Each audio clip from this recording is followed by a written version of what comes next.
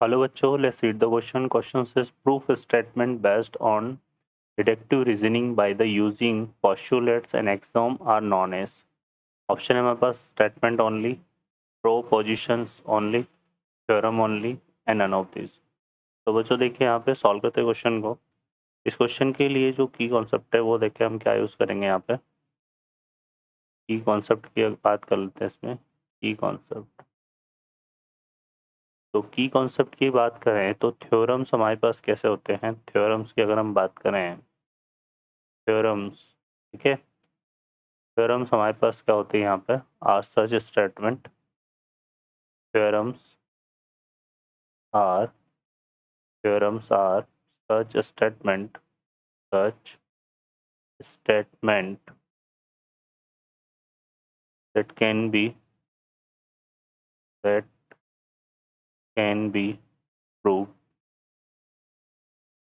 that can be proved. ठीक है, तो ये हमारे पास है. तो यहाँ पर अगर हम बात करें तो इस क्वेश्चन में हमसे पूछा है proof statement based on deductive reasoning by using postulate और एक्सोम आर नोन एज, है ना.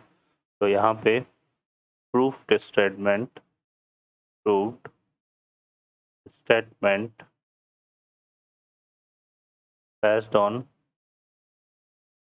based based on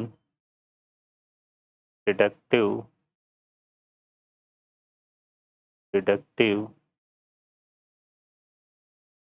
reasoning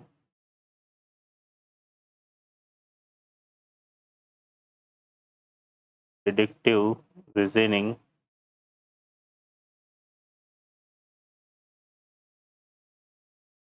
by using postulate